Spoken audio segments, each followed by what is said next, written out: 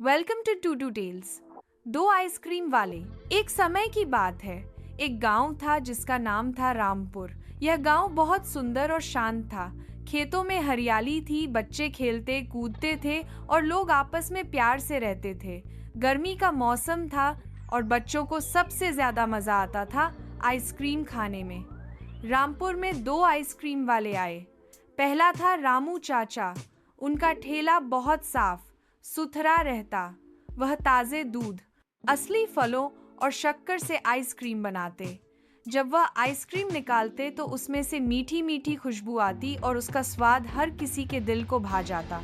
रामू चाचा हमेशा मुस्कुराते हुए कहते, बच्चों खाओ, यह है सेहत वाली आइसक्रीम। दूसरा आइसक्रीम वाला था भोलू। उसका ठेला देखने में तो रंग बिरंगा था, लेकिन वह आइसक्रीम बनाने में दूध की जगह पानी और नकली रंग डालता। उसकी आइसक्रीम सस्ती और चमकीली दिखती, इसलिए बच्चे झटपट उसके ठेले पर भाग जाते। भोलू जोर जोर से आवाज लगाता, आओ आओ, सिर्फ 2 पैसों में चमचमाती आइसक्रीम। और बच्चे खुशी खुशी उससे खरीद लेते। शुरू में गांव के लोग और बच्चे ज्यादातर भोलू की आइसक्रीम ही खाते। रामू चाचा का ठेला अक्सर खाली रह जाता। वह मुस्कुराकर खड़े तो रहते, लेकिन उनके मन में थोड़ी उदासी भी होती। धीरे धीरे परेशानी शुरू हुई।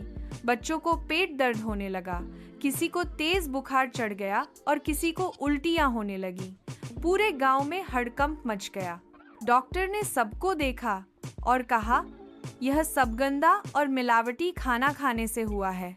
गांव वालों ने तुरंत सोचा, यह तो आइसक्रीम की वजह से ही हुआ होगा। उन्होंने दोनों आइसक्रीम वालों की जांच करवाई। पता चला कि भोलू की आइसक्रीम नकली और गंदी है। वही बच्चों की बीमारी का कारण बनी। गांव वाले बहुत गुस्सा हुए। उन्होंने भोलू से कहा, तुमने बच्चों की सेहत से खिलवाड़ किया है। अब हम तुमसे कभी आइसक्रीम नहीं खरीदेंगे। और सबने उससे मुंह मोड़ लिया। अब सबको रामू चाचा की मेहनत और ईमानदारी का महत्व समझ में आया। उनकी आइसक्रीम भले थोड़ी महंगी थी, लेकिन वह ताज़ा, साफ और सेहतमंद थी। धीरे धीरे सारे बच्चे और बड़े फिर से रामू चाचा की आइसक्रीम खाने लगे। उनका ठेला पूरे गांव का सबसे प्यारा ठेला बन गया। नीति, मॉरल, सिर्फ सस्ती और चमकीली चीज़ हमेशा अच्छी नहीं होती। ईमानदारी और साफ सफाई से बनी चीज़ ही असली स्वाद और सेहत देती है। Like and subscribe.